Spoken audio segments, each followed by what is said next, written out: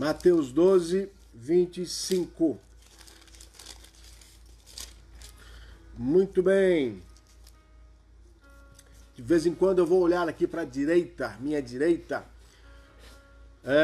porque o meu esboço que eu preparei hoje está aqui no computador, né? Às vezes eu tenho o esboço por escrito, às vezes está somente na cabeça, às vezes está no computador, então de vez em quando eu vou precisar olhar aqui para a tela do computador, tá bom? Mateus 12, 25. Jesus, porém, conhecendo-lhes os pensamentos, disse: todo reino dividido contra si mesmo ficará deserto, e toda cidade ou casa dividida contra si mesma não subsistirá. Todo reino dividido contra si mesmo ficará deserto, e toda cidade ou casa dividida contra si mesma não subsistirá. O texto está falando da cura aqui do endemoniado, né? Demônio acusando a Deus, acusando a Cristo, enfim. E Jesus traz dentro desse contexto essa palavra. E ela nos serve, essa palavra nos serve para muitos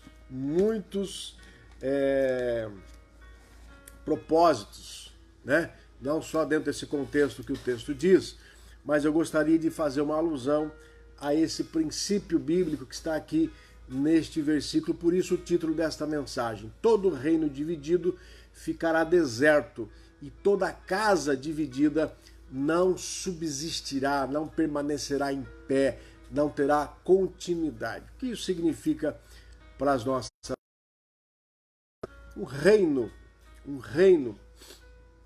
um agrupamento, né, de pessoas, de propósitos, bem como a casa, né? Quando nós falamos de reino, de casa, nós estamos falando de ações coletivas, ações grupais, ações sociais, das quais fazemos parte em todo momento da nossa vida. Quem que não está envolvido em algum contexto de casa, de família, de trabalho, de empresa, né, de grupo escolar? Quem que não está envolvido num conceito coletivo? A própria sociedade é um conceito coletivo, né? A turma de amigos é um conceito coletivo, a associação do bairro é um conceito coletivo. Então, quando o texto fala de reino e de casa, ele está trazendo um conceito coletivo da palavra, né? Claro que coisas distintas, reino, nação, país é uma coisa, casa, família é outra coisa, mas os dois trazem conceitos coletivos. E o versículo fala que um reino ele não prevalece, né? A casa não prevalece, ela se divide quando algumas coisas não estão sendo vividas, alguns princípios não estão sendo colocados em prática, né, no seu dia a dia. Todo reino dividido contra si mesmo, né? Tudo que se divide aqui é contra si mesmo. A divisão é contra si mesmo. A divisão, ela traz um desajuste, ela traz algo nocivo para este reino. Ficará deserto, ou seja, perderá o seu propósito, deixará de existir. O que é um reino desértico? É um reino que não existe mais, não tem mais nada, não tem vida, não tem ação, não funciona, não tem nenhuma engrenagem social, é um deserto. Um reino dividido contra si mesmo ficará deserto, e toda cidade ou casa dividida contra si mesma não subsistirá, não terá continuidade. Agora vamos trazer isso para o contexto geral, contexto de conjunto, contexto de grupo, contexto de sociedade, né? Uma sociedade dividida contra si mesma vai se tornar um deserto. Uma igreja dividida contra si mesma vai se tornar um deserto. Um departamento, um ministério vai se tornar um deserto. Uma casa não vai subsistir. Uma família que é dividida, pai discorda da mãe, que discorda dos filhos, filho mais novo discorda do filho mais velho, vai ficar sem existir, não vai subsistir. Não tem como você prosperar qualquer tipo de conjunto, qualquer tipo de sociedade, qualquer tipo de ação coletiva se você estiver dividido. E nós vamos falar o que é essa divisão, né? É você agir de uma forma contrária. Ao invés de você somar nas suas ações, você divide as suas ações. né? Um fala sim, o outro fala não. Não há congruência.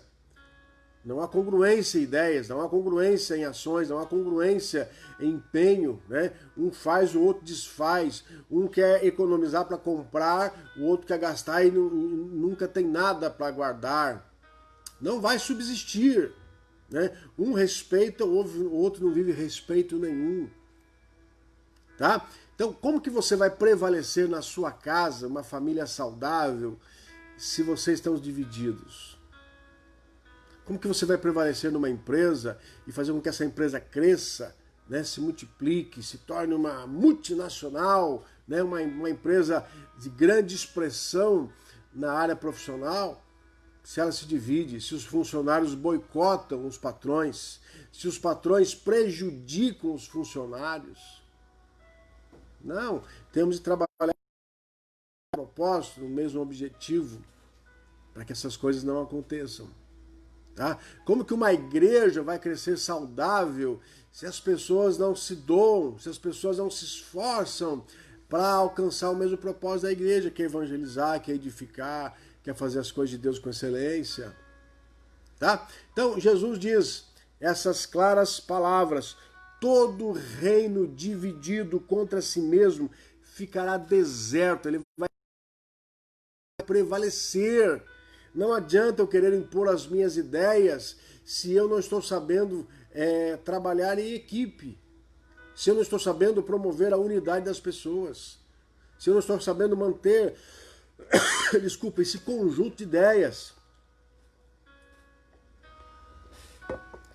esse conjunto de ações que se colaboram, né?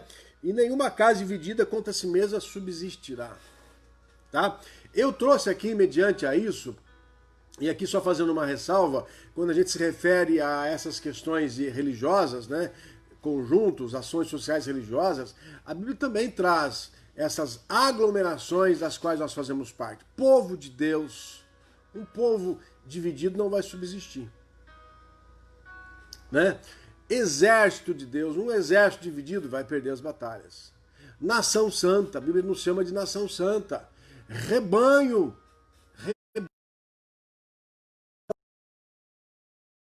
cada um pensa de um jeito. Eu sou zootecnista e na minha época de faculdade eu me especializei em ovinocultura, criação de ovelhas. E por muitas e muitas vezes eu precisei trabalhar no campo com as ovelhas, com os animais. E a ovelha é um animal extremamente equipe, elas trabalham em equipe. Então, por exemplo, quando elas estão no meio do campo lá, bem afastado no campo, e está ventando muito, ou está frio, ou aquela chuva de vento, o que acontece? Elas se unem, o rebanho se junta, ações comuns, ações em conjunto, o rebanho se junta e elas aquecem, uma aquece a outra. De vez em quando, as ovelhas que estão na extremidade, ou seja, tomando a chuva direto, o vento direto, elas entram, elas se infiltram no meio do rebanho e as que estão no meio começam a ficar para fora, na parte externa. Aí passa um tempo, as que estão na parte externa entram no meio do rebanho e elas vão trocando essa responsabilidade. Isso é saber viver junto, isso é saber viver com propósito, com objetivo. Se a ovelha não fizer essa troca, né, de posição, capaz dela morrer, tamanha intensidade da tempestade, morrer de frio, morrer de choque térmico. Então, elas fazem esse trabalho em equipe. Tá? Somos chamados de rebanho pela palavra de Deus, de igreja, igreja. Somos a igreja do Senhor. O que é a igreja? Senão a reunião dos santos, né? A assembleia dos santos. Também nos chama de corpo de Cristo. O que é o corpo, senão um conjunto de membros? Membros, né? O que é a mão se não for o antebraço? O que é o antebraço se não for o braço? O que é os pés se não forem as pernas, se não forem os ossos, os músculos, os tendões, para que haja toda essa articulação, movimentação? O que é tudo isso se não for o cérebro para comandar, né, todas essas distribuições de energia, de trocas químicas? O que é o cérebro se não existe o coração para bombear o sangue e levar o sangue para irrigar o cérebro? Enfim, o corpo é o conjunto de ações. O corpo é a reunião dos membros, né, dos seus elementos fundamentais.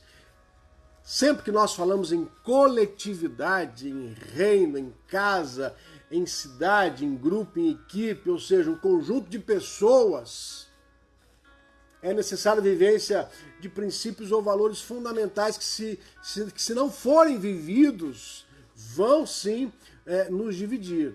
Então eu quero aqui falar de princípios importantes para que o reino na sua vida não se divida, para que a sua casa não se divida, para que você no seu trabalho não se divida, para que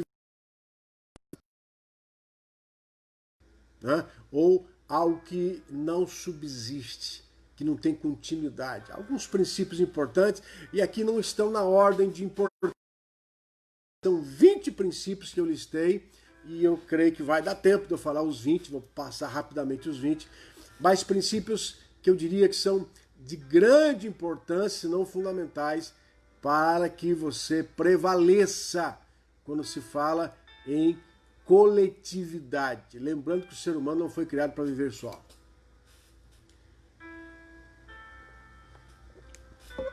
O ser humano não foi criado para viver só. A própria mulher foi criada da costela de Adão. E o próprio Adão teve a mulher criada por Deus na sua vida para suprir aquilo que ninguém mais poderia lhe dar. Nem o próprio Deus. Né? Nem o próprio Deus.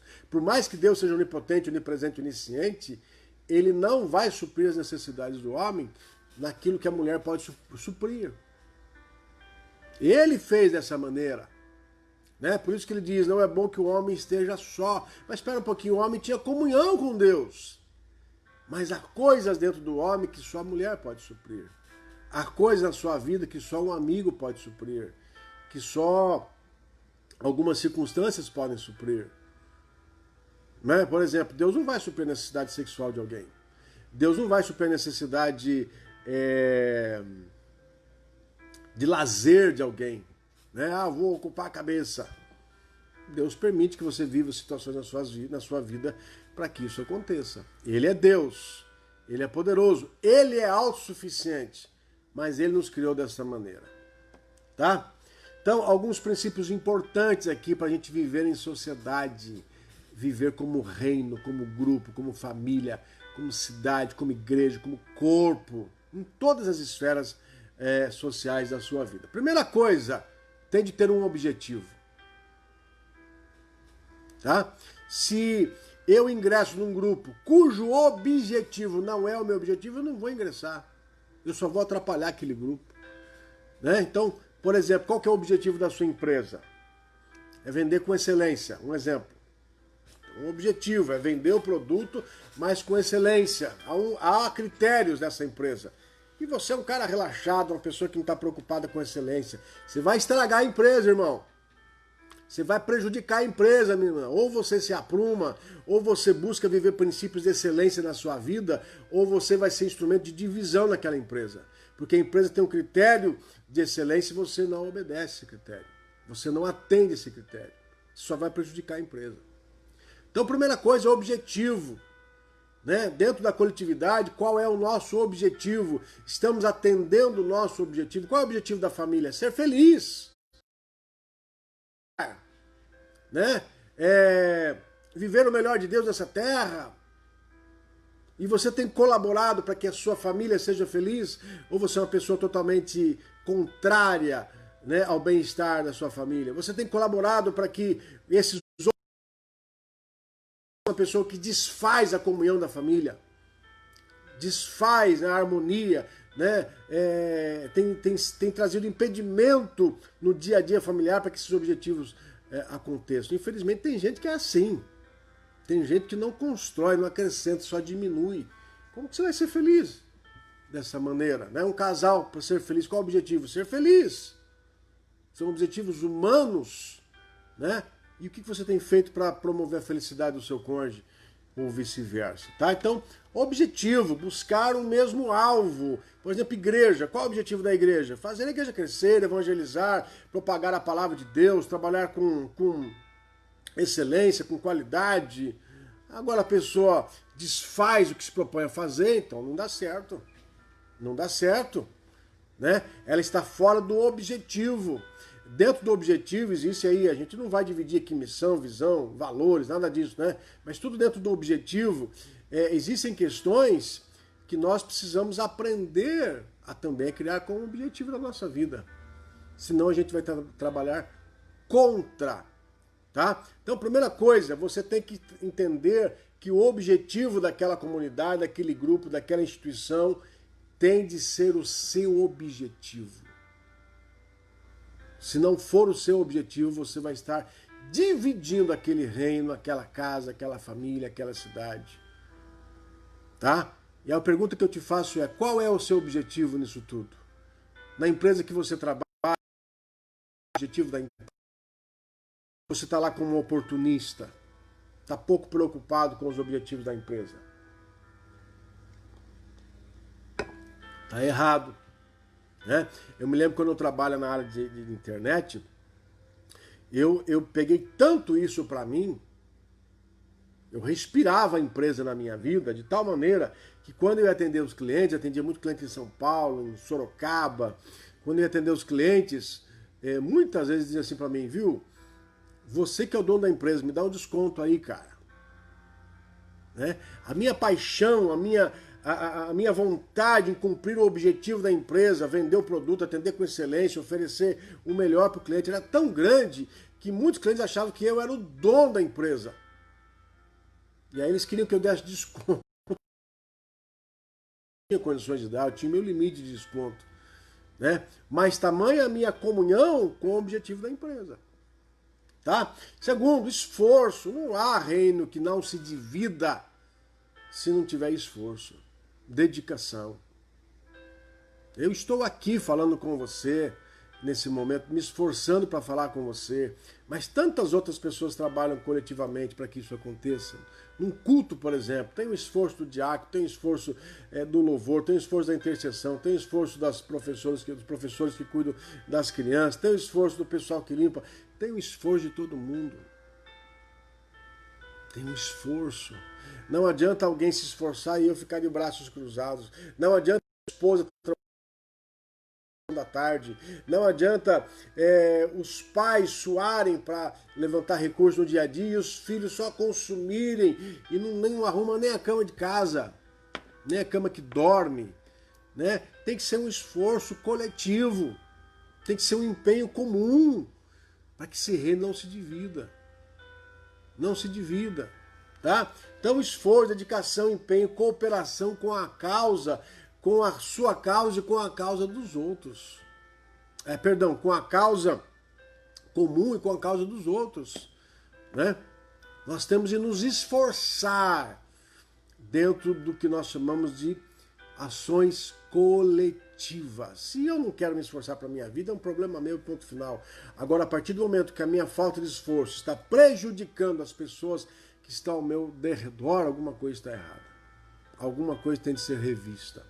Tá? Outro conceito importante, submissão. Submissão, ainda que eu discorde de algo, pense diferente, minha atitude tem de ser de submissão, que é o que vai trazer a unidade nesse reino. Eu posso pensar diferente, por exemplo, do meu líder, mas por submissão eu vou respeitar. E a submissão, aqui eu quero chamar a atenção, ela é um princípio que você tem que viver em todo o tempo. Não adianta eu dizer que eu sou submisso na escola ao meu professor, mas fora da escola eu desço a lenha.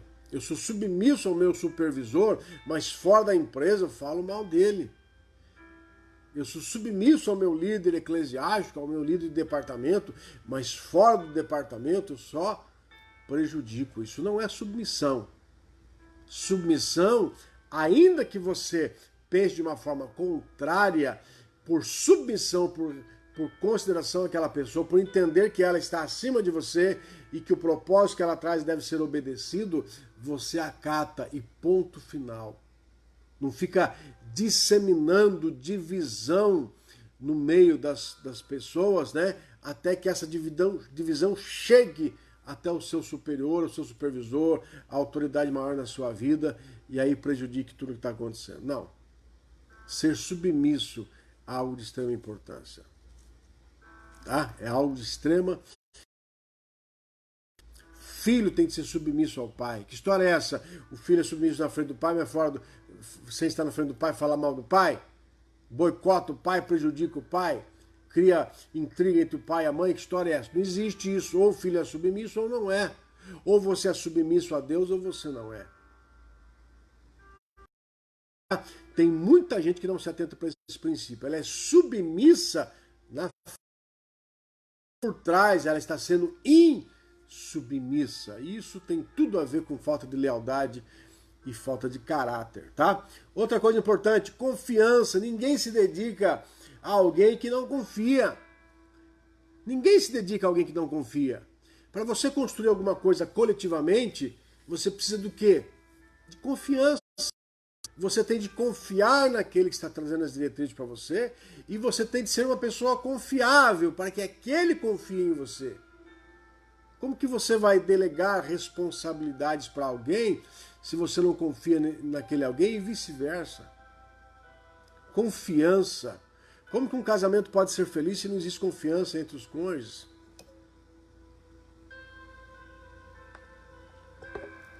Fala para mim, como que a relação de pai e filho pode ser saudável se não existe confiança entre pai e filho? Não existe isso. Confiança. Ou você confia, acredita, né? Se lança sobre, deposita, né? A sua confiança em alguém, ou então não vai dar certo. Não vai dar certo. Esse reino não vai prosperar, ele vai se tornar um deserto, ele vai se dividir. Essa cidade, esta casa, não vai subsistir, porque não há confiança. Tá bom? Um outro princípio importante é o respeito, o próprio respeito, né? Posso até não concordar, mas preciso me submeter e respeitar, né? Faz parte da confiança e da submissão. O respeito, respeitar os outros é algo de extrema importância, fundamental em qualquer relação social. Quando eu estou atendendo um casal, por exemplo, que perdeu o respeito, ele xinga a mulher, manda ela para aquele lugar, ela xinga o homem, xinga a mãe, xinga o sogro. Fala, olha, vocês estão à beira disso aqui, ó, para realmente viver o fim desse casamento.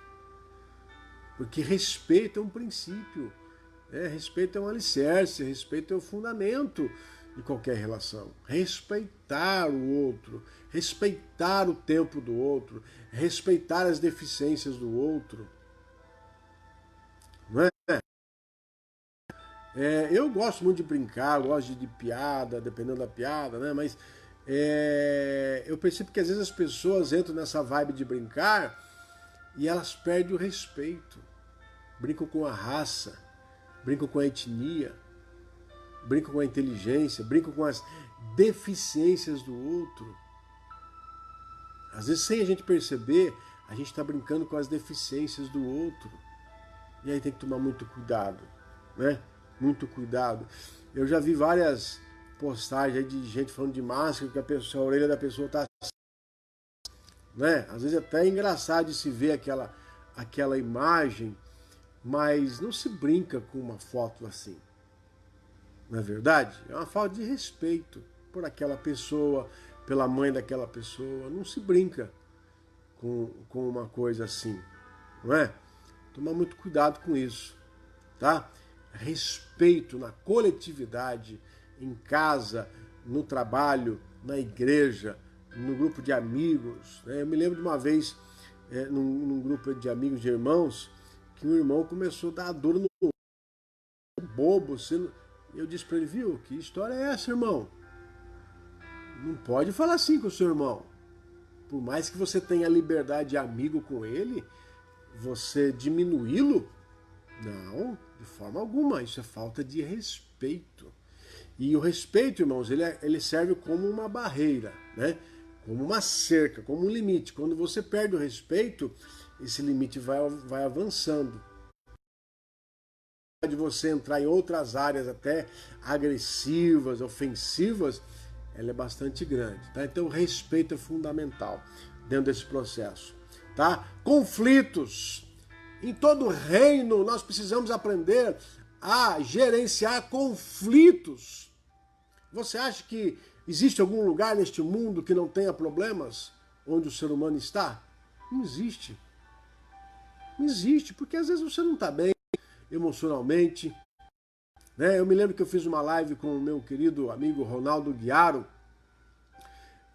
que jogou na seleção brasileira de futebol masculino. E eu questionei o Ronaldo sobre algumas questões, né, de conflitos. Ele citou um exemplo interessante, né, o quanto às vezes o jogador ele é injustiçado. Porque às vezes o jogador de futebol ele pode treinar, dar o seu melhor, mas um dia antes do jogo, ou minutos antes do jogo, ele fica sabendo que o avô morreu. Né? Ou teve lá um atrito com a esposa, teve um problema que qualquer pessoa pode ter.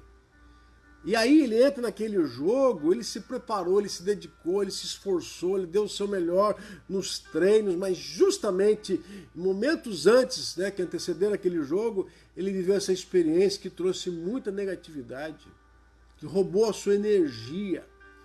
E aí o comentarista de televisão, os torcedores começam aqui, ó, que ganha um absurdo e não joga, e não sei o quê, e começa a criticar, mas não sabe que por trás de todo aquele mau desempenho existe um problema que não foi intencional. Ele não fez de propósito, né? Mas faltaram com respeito com a sua dignidade, com a sua honra, com as suas questões pessoais. E quantas a gente não vive isso na nossa vida? O problema é que o jogador de futebol está visível, né? E a gente nem tanto, tá? Então, respeito é importante, conflito, saber gerenciar conflitos é importante. Numa situação dessa, o jogador tem que ter equilíbrio, o torcedor também tem que ter equilíbrio. Né? Conflitos, gente que se levanta contra a sua vida no seu dia a dia, você tem que saber administrar isso. Se for chutar o pau da barraca toda hora, né? Se for levantar a mesa como Jesus levantou lá diante dos comerciantes, vai ter problema. Vai ter problema, né? Se você agir assim em todos os momentos de conflito da sua vida. Então, aprenda a gerenciar conflito, aprenda a conversar, aprenda a avaliar a situação, aprenda a trazer soluções para que o conflito seja alimentado. Tolerância, saber suportar o outro. Como que eu vou gerenciar conflito? Como que eu vou respeitar alguém se eu não sou tolerante? E tolerância, irmãos, é um exercício de paciência. É um exercício de respirar fundo. Há pessoas que você vai tolerar anos da sua vida. Anos da sua vida. Você vai tolerar. E tem de tolerar. Tá? Claro que existem estratégias para exercer a tolerância. Né? Evitar contato, evitar expor ideias, evitar uma série de ações que você está adiante daquele problema. Então evita. Evita. Se você fazia aquele serviço junto àquela pessoa, pede para outro fazer. Né? Evita, seja tolerante, não queira bater de frente. Né? Vamos ter mais paciência. Transformar, encontrar as suas deficiências. Enfim, isso é importante. Dentro do processo de ações coletivas, a tolerância ela é de grande importância. Comunicação. Como a gente vai construir coisas se a gente não se comunica? Né? Olha, você me traz um copo de água fazendo um favor? A pessoa vem e traz um copo de água quente. Mas olha, eu pedi água gelada. Não, você não pediu água gelada, você pediu água. Aí a pessoa tem que fazer o retrabalho. Além de desperdiçar aquele copo de água que você não vai tomar, ela vai ter que ir lá no lugar pegar outra água e trazer. Então você já fala para ela, você pode me trazer um copo de água gelada, por favor? Isso é comunicação. Comunicação. Dentro do casamento, comunicação é fundamental. A gente tem mania da bola de cristal, né? Achar que é óbvio para o outro. É óbvio, então não é óbvio. O que é óbvio para você pode não ser óbvio para o outro. Então, comunicar isso é importante. Olha, eu gosto desse jeito, eu gosto dessa maneira. Não faça assim que ó, tá legal, você fez, eu gostei, ficou bom. Comunicar, passar ideias, exortar, informar, corrigir, tudo dentro da comunicação. É fundamental. Vai crescer se a esposa gasta e o marido não fala para ela que não pode gastar. Ou vice-versa. Se os filhos fazem o que querem e os pais não corrigem. Não, tem que corrigir. Você está errado, você vai ficar em disciplina. Você não vai fazer mais isso. Isso é comunicação. Senão você vai criar filhos doentes. filhos débeis, tá? Tarefas. Delegar tarefa é algo que nos faz crescer. As pessoas têm uma capacidade intelectual tremenda para desenvolver coisas novas. Então, não simplesmente incumba a pessoa de fazer uma responsabilidade, mas dê a ela a liberdade de criar coisas. Delegue novas responsabilidades. Dê a ela essa liberdade de fazer. Olha, eu quero que você cuide desse departamento. Se ela vai fazer desse jeito, aquilo lá, não importa. Delega a ela essa responsabilidade e ela vai fazer cumprir aquela tarefa. Tá? Senão não é corpo, isso não é coletivo. O que adianta a mão esquerda querer fazer tudo que a mão direita faz? Então para que serve a mão direita? Não precisa. Não, a mão esquerda vai fazer uma coisa, a direita vai fazer outra. Delegar tarefas. Né? Quem tem dificuldade de delegar tarefas? Quem é centralizador. Quem é paternalista. Quem é materialista. Né? A pessoa se cerca de tudo, ela não quer que ninguém tenha acesso. Ela fala que tem acesso, mas não quer que os outros tenham acesso. Ela fala que tem, porque ela não quer ouvir dizer que ela é centralizadora. Mas, ao mesmo tempo, ela não dá aos outros a oportunidade de trabalhar. Tá? Então, tarefas, delegue tarefas, isso vai ser bom. Mesmo porque as pessoas, elas cada vez mais vão desenvolver esse senso de coletividade, com dedicação, com esforço, quando elas trazem consigo um sentimento de pertencimento. Olha que legal, eu criei isso. Eu inovei aquilo. Eu dei aquela ideia e aquela ideia foi acatada. Eu me lembro que eu participei uma vez da Assembleia Geral da Igreja do Nazareno nos Estados Unidos. E quando você participa da Assembleia Geral, ela acontece a cada 4 anos e nazarenos do mundo inteiro se reúnem para estudar e reavaliar o estatuto da igreja. Tive a oportunidade de participar, de votar situações importantes que mudaram, inclusive. O novo estatuto passou a trazer outros artigos que não existiam. Eu falei, poxa, que legal, eu participei da história da igreja. Hoje, quando eu pego o manual, eu falo, nossa, esse artigo novo aqui, eu participei da construção dele. E em muitas situações você participa de pequenas comissões onde você pode até sugerir palavras, textos, frases, e aquilo depois na Assembleia Geral passa por uma votação. Sentimento de pertencimento, estou fazendo parte da história, estou construindo, ajudando a construir o departamento da igreja, estou construindo algo mais importante da minha família, estou ajudando construindo algo novo na empresa que eu trabalho. Olha, eu inovei, eu me lembro de uma empresa que eu trabalhei, eu criei o departamento comercial da empresa, ninguém me pediu para criar um departamento comercial, mas eu criei. A empresa não tinha portfólio, você ia lá no cliente e falava, eu tenho um produto que funciona assim, pegava no computador, mostrava mais ou menos o produto. Não, eu peguei cada produto da empresa, eu descrevi, o produto funciona isso, o objetivo é esse, a praticidade é aquela, coloquei testemunhos, os cases de clientes. E aí quando a gente ia atender um cliente, levava esse material. Eu ajudei a contribuir para melhorar a apresentação da empresa. Mesmo depois que eu saí, ficou lá. Então esse sentimento de pertencimento, ele existe quando a gente trabalha a questão do delegar tarefas. Tá? Delega tarefas aos seus filhos. É muito bem. Proatividade, saber antecipar possíveis problemas antes deles realmente acontecerem, isso é muito importante. Quando você gerencia alguma coisa, administra alguma coisa, trabalha na coletividade, você precisa ser proativo, no sentido de imaginar que aquele problema pode acontecer, então não vamos deixar que ele aconteça. Por exemplo, nós reinauguramos aqui os cultos na igreja, retomamos os cultos presenciais.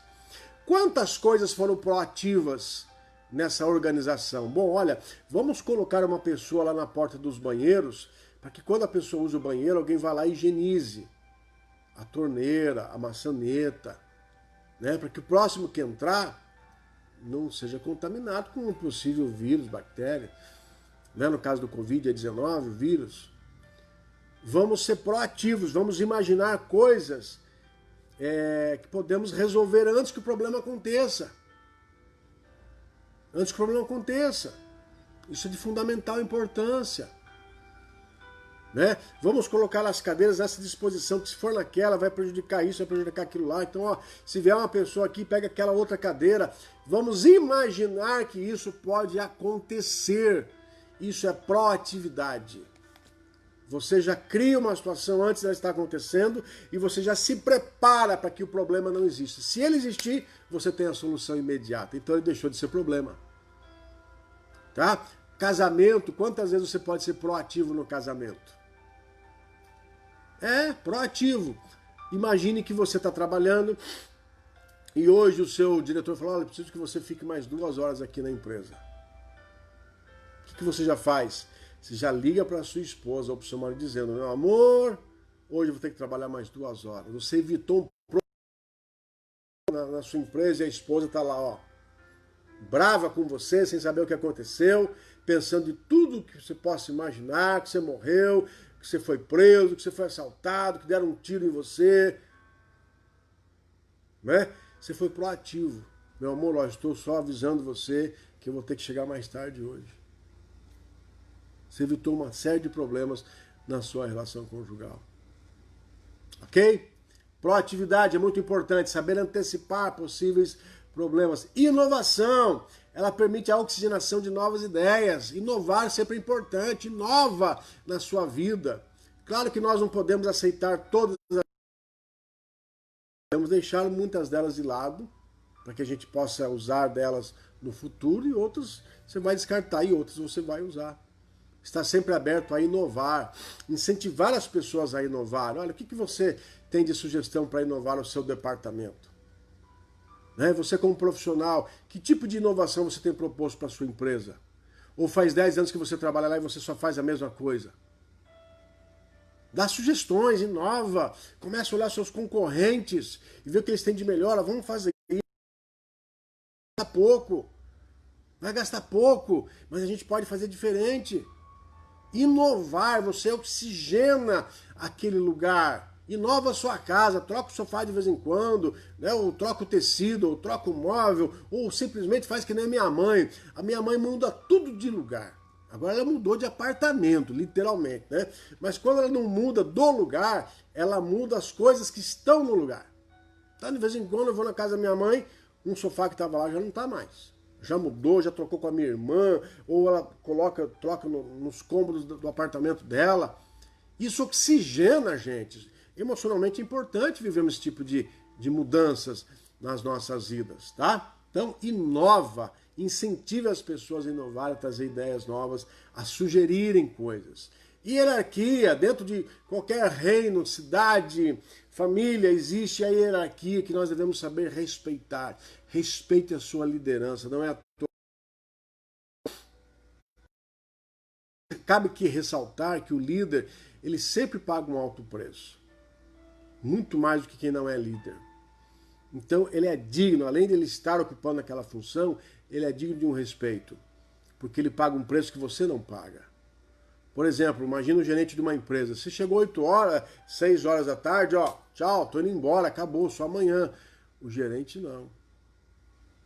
Ele pode até ter ido embora, mas a cabeça dele está na empresa. Disparou o alarme, ele que tem que ir lá abrir. Deu um problema numa venda, ele que tem que resolver. Então ele vive situações que você, como um funcionário comum, não vive.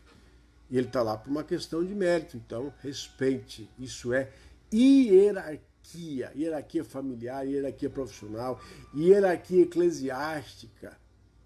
Como que eu quero viver os princípios de Deus na igreja se eu não sei nem respeitar o meu líder? Né? Viver no princípio de hierarquia. Tá? Irmãos, a Bíblia diz assim, que se eu não sei amar a quem eu vejo, eu não sei amar a Deus a quem eu não vejo. Isso você pode trazer para tudo na sua vida. Se eu não sei respeitar a quem eu vejo, eu não vou saber respeitar a Deus a quem eu não vejo. Tá? Divergência, vamos correr aqui. Divergência. Opiniões divergentes são saudáveis desde que respeitem o princípio da submissão e da hierarquia. Divergência vai acontecer, qual é o problema? Pensar diferente. De repente aquela pessoa que pensa diferente, ela vai instigar você a pensar algo também diferente.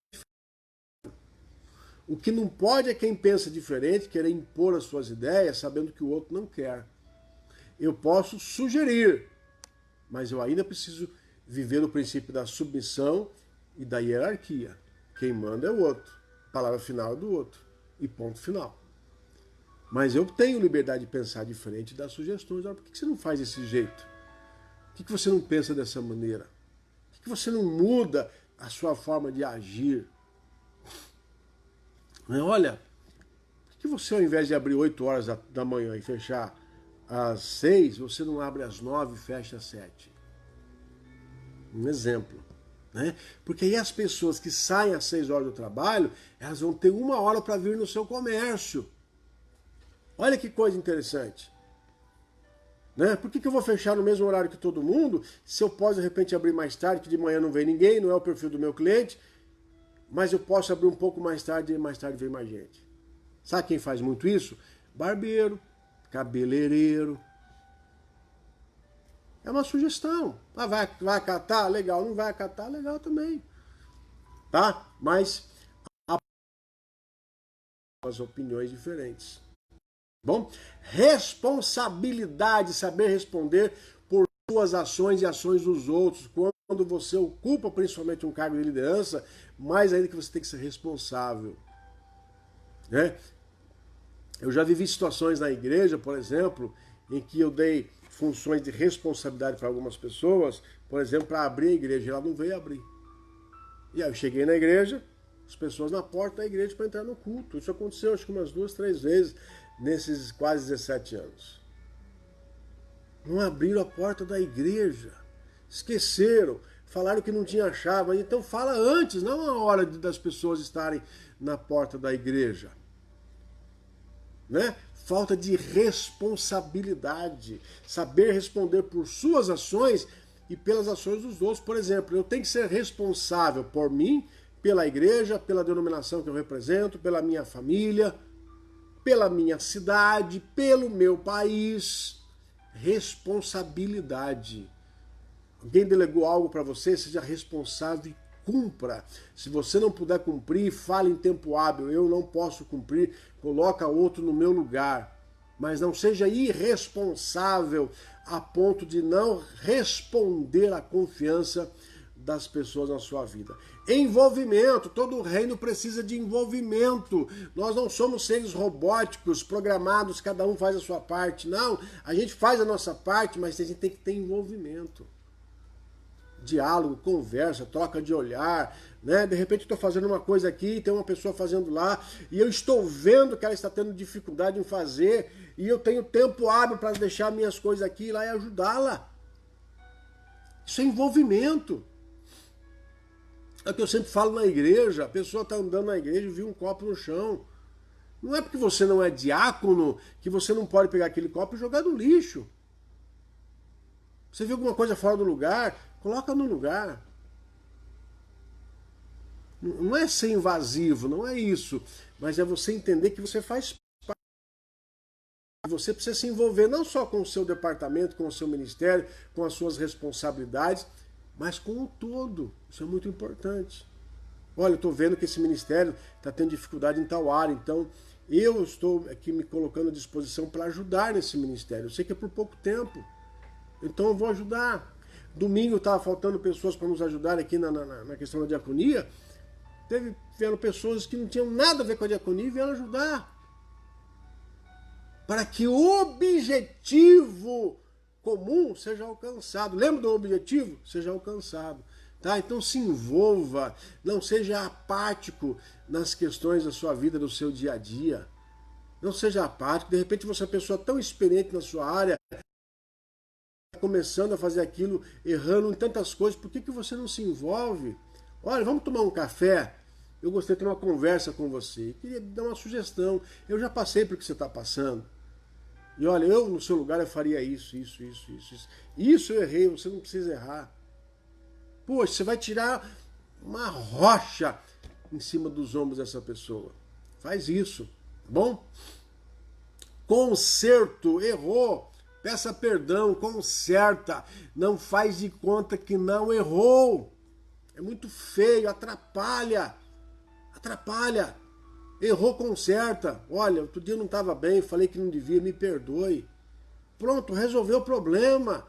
Agora faz de conta que nada aconteceu. Não existe isso. Como que a gente vai viver um reino unido, sem divisão, se as pessoas falham e não reconhecem? Não é triste isso? Eu já vivi algumas situações na igreja, por exemplo. Estou falando de igreja porque é a minha praia, né, irmão? Cada um vive as suas experiências. Né? Mas, por exemplo, acho que a garrafa de café térmica da igreja quebrou acho que umas 4 vezes nesses anos todos. E eu não me recordo se em uma das vezes alguém chegou e falou, pastor, eu quebrei a garrafa térmica da igreja. Bati sem querer. E eu não me recordo disso. Infelizmente, nós chegamos lá, a garrafa estava quebrada. Isso é triste. Ninguém vai mandar se comprar pagar a garrafa. Não vai fazer isso. Você está ajudando, vai pagar a garrafa? Não foi por querer, foi um acidente. Mas chega e fale. Conserta o erro. Assuma o erro. Elimina problemas. Porque quando a gente erra e não reconhece os nossos erros, a gente cria problema, a gente cria distanciamento, a gente cria falta de confiança. Quem que vai confiar em alguém que erra e não pede perdão dos seus erros? Quem que vai delegar responsabilidade para alguém que erra e não reconhece as suas faltas, tá? Vamos lá, oportunidades, criar situações onde novas habilidades sejam desenvolvidas, né? Cria oportunidade para os outros, dá oportunidade para os outros. De vez em quando, coloca uma pessoa fazendo algo que ela nunca fez, para que ela aprenda. Você vai estar acompanhando, você vai estar observando, dá ela a oportunidade de crescer, de aprender. Ela auxiliar, coloca ela para dar aula um dia, ela dá aula, coloca ela para fazer algo maior, um evento maior, ajudar na organização de um evento. Né? Dentro da empresa, a gente tem que preparar pessoas para não substituírem. Pessoas para não substituírem. Ontem, um casal de amigos comentou de fazer algumas coisas fora, né? De viajar um dia, fazer alguma coisa junto. O pessoal até de fora de Piracicaba. E aí, perguntaram assim, e pastor, lá na igreja você tem alguém para substituir, né? Eu falei, claro que eu tenho. Tem pessoas hoje que fazem o que eu faço com muita eficiência, que pregam muito bem, que ensinam muito bem a palavra, que me substituem no aconselhamento, que me ajudam na administração da igreja. Então, quando eu me ausento, eu não tenho problema nenhum em ter pessoas, porque existem pessoas capazes para me substituírem. Tá? Mas isso é porque você dá a essas pessoas oportunidades delas fazerem aquilo que você também faz. Isso é importante. Verdade, jamais abra mão do princípio da verdade. A verdade, seja verdadeiro. E aqui eu quero fazer uma ressalva. Franqueza é diferente de sinceridade. Às vezes a franqueza dói. Então você não precisa necessariamente ser franco. Às vezes nós temos de ser franco com as pessoas. Mas geralmente não é necessário você ser franco. Você deve ser sincero, verdadeiro. Porque a franqueza, ela dói. Né? A franqueza é a verdade não polida, é a sinceridade não polida. Né? Você gostou desse doce? Não. Não gostei. Poxa, mas... Pra falar. Né? Falar, você gostou desse doce? Olha, eu acho que se você colocasse um pouco mais de açúcar, ele ia ficar melhor. Você está sendo sincero. Mas você não machucou a pessoa, você não ofendeu a pessoa, você não foi duro com a pessoa. E tem gente que tem mania de achar que porque ela é virtuosa. Virtude é ser verdadeiro. Mas nem sempre a verdade tem que ser através da franqueza. Tá? Às vezes ser verdadeiro é você não falar na hora. Espera no tempo certo e você fala. Você precisa falar na hora? Muitas coisas não, então espera. Você não deixou de ser verdadeiro. Mas você vai falar num outro momento. É apta para ouvir aquilo, num outro ambiente, ela não está estressada, ela vai receber de uma outra forma. Tá? Verdade sempre, nunca trabalhe com a mentira, com a falsidade, com a fofoca, com o engano, com falar atrás pro mal dos outros. Não, seja sempre verdadeiro, tá? Verdadeiro. Tá? Penúltimo, vaidade, não seja vaidoso. O reino se divide porque muitas pessoas são vaidosas. Ela quer aparecer, ela quer se evidenciar, ela tem necessidade de ser conhecida e reconhecida. E aí ela acaba exagerando, atrapalhando, cansando. Não precisa disso, cuidado com a vaidade. Cuidado com a vaidade. Vaidade muitas vezes está relacionada à carência, à falta de afeto, ao problema familiar, problema de desafeto entre filhos e pais. Por isso ame os seus filhos, porque a vaidade é um problema dentro do corpo, da coletividade. Pessoas vaidosas são capazes de fazerem um mal por causa da vaidade. São capazes de passar por cima dos outros por causa da vaidade. Então não vale a pena ser vaidoso, tá? Um beijo ao pessoal do Instagram. Último item aqui, ó, oração, você do Instagram, viu? Para o reino ficar firme, temos de orar, porque existe uma guerra espiritual tentando nos derrubar, tá bom? Beijo no seu coração, você que está nos acompanhando pelo Instagram. Ok? Você que está no Facebook, vaidade, longe da gente. E por fim, oração. Existe uma guerra espiritual e nós precisamos estar firmes para vencermos esta guerra. Firmes. E para isso nós precisamos orar. Tá? Um reino, ele não vai se dividir porque nós vivemos esses princípios, mas também porque nós oramos. Isso é muito importante. Ok? Entenda que esse reino pode ser a sua casa, a sua família, o seu trabalho, a igreja onde você congrega, o seu grupo de amigos. Se nós não vivemos esses princípios todos aqui, nós estamos fadados a nos depararmos com um reino que não vai subsistir, com um reino que vai se tornar um grande deserto. Mas se nós vivemos esses princípios e se nós influenciarmos as pessoas a viver esses princípios, com certeza elas vão se fortalecer e elas vão fortalecer as suas ações coletivas.